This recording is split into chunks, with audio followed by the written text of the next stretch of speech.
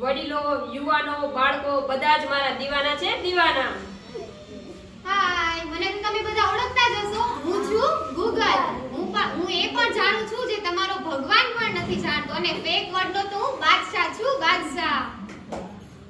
આ જાણી ચીજને સ્નેપચેટ કરે છે. નેતા, અભિનેતા, ખેલાડી કોઈ પણ મારી સામે ટકી શકતું નથી. તમે બધા મને તો ઓળખતા જ હશો. હું છું ઇન્સ્ટાગ્રામ. એમાં મેં ખાસ કરીને યુવાનોને પાગલ કરી મૂક્યા છે. એમાં આને પણ. હાય, મને તો તમે બધા ઓળખો જ છો. હું છું ફેસબુક.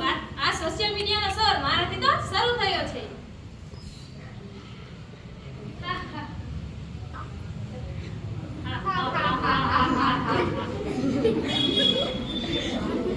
સાંભળ્યું છે? એ દિવસ દૂર નથી. આ તમારી દુનિયા અમારા ઈશારા ઉપર નાચશે, ઈશારા ઉપર.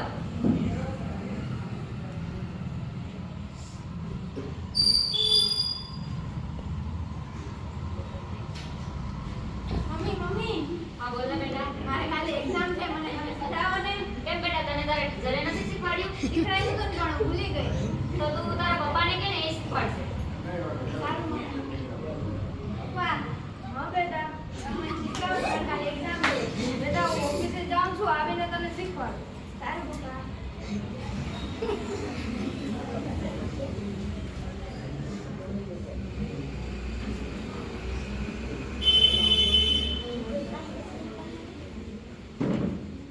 પપ્પા તમે આવી ગયા? હા બેટા હું આવી. તમને શીખડાવો.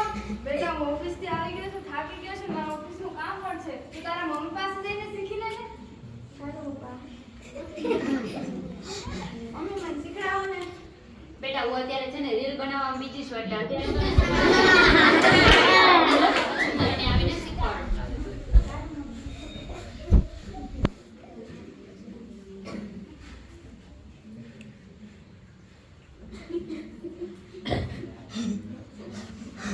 હે ભગવાન, આ મમ્મીને તો કેટલી વાર લાગી.